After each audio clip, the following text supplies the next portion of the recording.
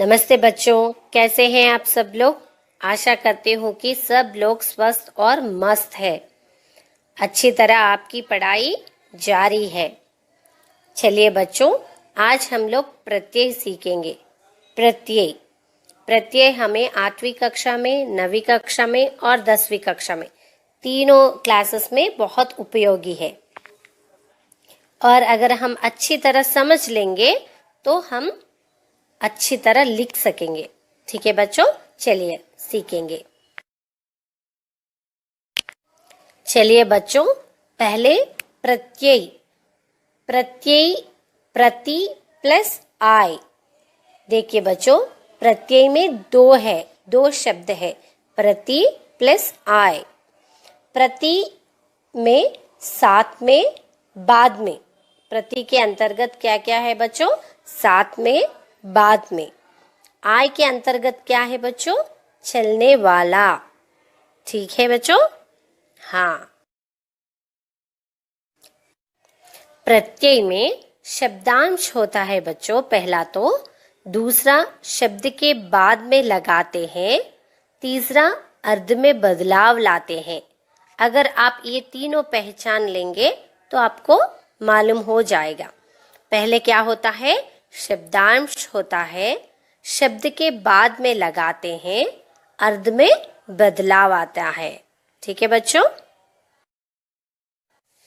वे शब्दांश जो किसी शब्द के अंत में लगकर उस शब्द के अर्थ परिवर्तन ला देते हैं, उन्हें प्रत्यय कहते हैं।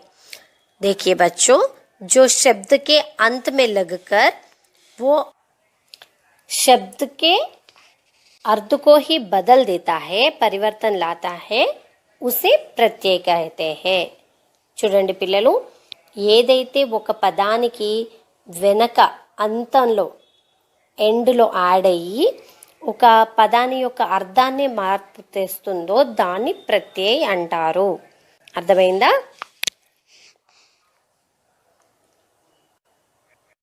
देखिए बच्चों, अब हम कुछ उदाहरण देखेंगे ताकि आपको पूरी तरह ये प्रत्यय समझ में आ सके। देखिए बच्चों, बिक प्लस आऊ, बिकाऊ। बड़ा प्लस आई, बड़ाई। मिल प्लस आवट, मिलावट। ऐसे आप प्रत्यय को पहचान पा रहे बच्चों? प्रत्ययని గుర్తించగలుగుతున్నారా? Do you recognise them?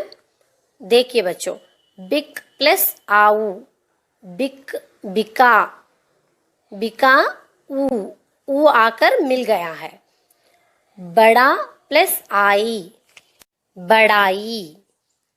Mill plus out, मिलावट।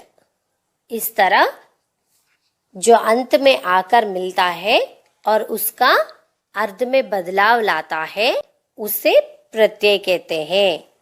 ठीक है बच्चों? प्रत्यय का अपना अर्थ नहीं होता और ना ही इनका कोई स्वतंत्र अस्तित्व होता है। प्रत्यय अविकारी शब्दांश होता है जो शब्दों के बाद में जोड़े जाते हैं। कभी कभी प्रत्यय लगाने से अर्थ में कोई बदलाव नहीं होता है।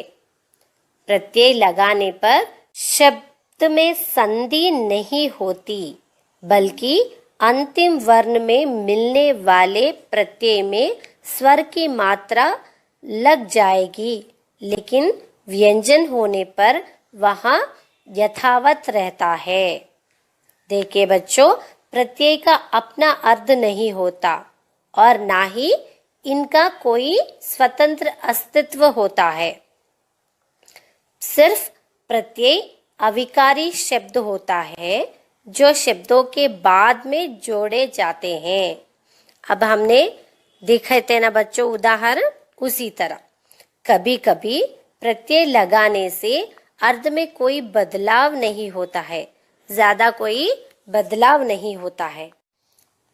प्रत्यय लगाने पर शब्द में संधि नहीं होती, बल्कि अंतिम वर्ण में मिलने वाले प्रत्यय में स्वर की मात्रा लग जाएगी, लेकिन व्यंजन होने पर वह यथावत रहता है। समझ में आया बच्चों?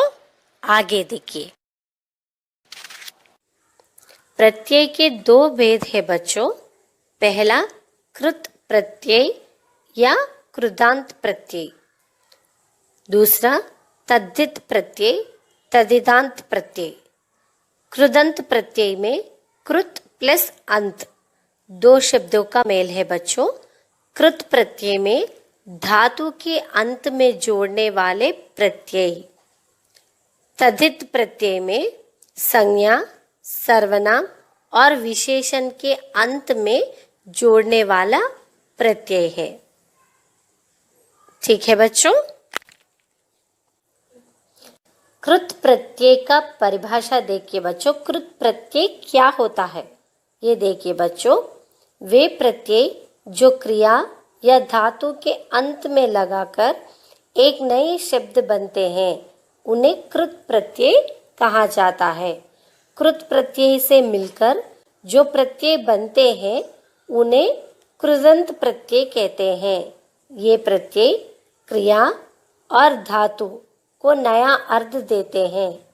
कृत प्रत्यय के योग से संज्ञा और विशेषण भी बनाए जाते हैं। जैसे लिक प्लस अक, लेखक। धातु प्लस प्रत्यय। उदाहरण इस प्रकार है।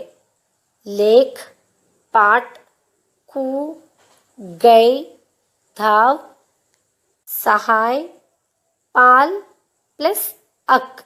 अक मिलाने से क्या होता है बच्चों देखिए। लेखक, पाठक, कारक, गायक, धावक, सहायक, पालक आदि। देखिए बच्चों, धातु प्लस प्रत्यय ये जोड़ने पर धातु यहाँ क्या है बच्चों। लेख, पाठ ऐसा। क्रू, गई, धाव, सहाय, पाल ये सब धातु है।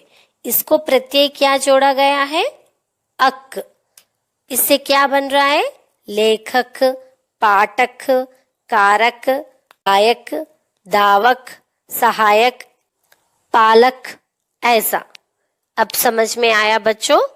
धातु प्लस प्रत्यय इससे क्या बनता है। कृत प्रत्यय। ठीक है बच्चों? अब और विस्तार से सीखेंगे बच्चों। देखिए, धातु क्रिया के मूल रूप। धातु क्या क्या आएंगे। चल, पी, खा, सो, जाग, खेल आदि। अब क्रिया के रूप में इसे क्या बोलेंगे बच्चों। चलना, पीना, खाना, सोना, जगना, खेलना आदि। तो अभी धातु क्रिया के मूल रूप आपको पता चल गया है ना। ठीक है।